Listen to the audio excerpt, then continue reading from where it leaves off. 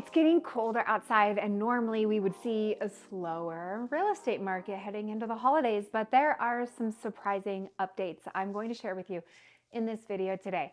Stay tuned all the way through, and please, of course, like or subscribe or share this info if you appreciate my original content that keeps you informed about the Denver real estate market. I'm Heather O'Leary, your Colorado homegirl. Let's jump into the stats.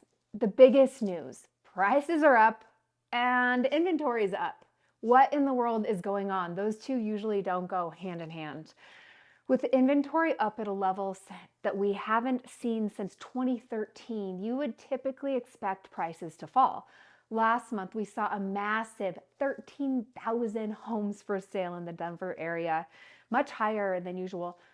For context, normally more supply means less competition, so buyers should start expecting deals, and sellers may feel the need to reduce prices.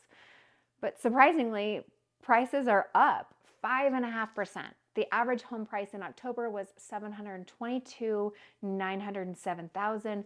That's up $685,113 since last month. That's also up 3.4% since October of last year. Definitely not what we would expect with higher inventory levels. But here's what's actually happening. Active listings actually dropped by 1,129 since last month to 11,906.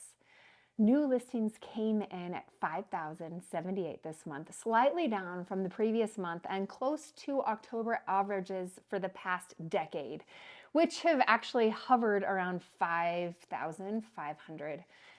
Now, the question is, are these getting absorbed by buyers? Well, pending sales went up just slightly, with close to 4,000 homes going under contract since last month. And that's a bit more than the 3,200 in October of last year. This increase shows that despite buyer hesitancy, there's steady interest. And the market is actually absorbing some of our inventory, keeping prices resilient.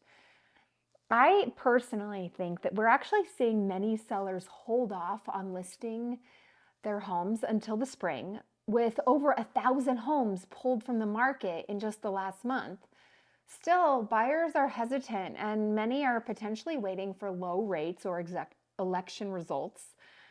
Sellers definitely need to have patience, since the median days on market is an incredible 53% higher than last October. Preparing well with staging and repairs will greatly benefit sellers hoping to get an offer more quickly. Value in a home is actually holding steady. Price per square foot in the Denver metro region has seen a slight uptick, hovering around $319 per square foot, though it's actually down from May 2022 with a high of $335 per square foot. Over the past year, we've ranged between $287 per square foot in December 2022. That was the low in the last few years, and $319 per square foot in April of this year. So that's staying fairly steady despite higher interest rates. This current level aligns closely with long-term trends. So check out this graph. If you just put a line from the past 15 years, we would be approximately where we would expect values to be on price per square foot. So what does that mean is actually happening in our market? Well, days on market and close to list price ratios can give us a good idea of what's happening. Homes are definitely taking longer to sell than in past years, with the median days on market at 26 days and average at 44. Close to list price ratio dropped to 98.6%, which is actually kind of hard to do. This shows that sellers are making some price adjustments to attract offers.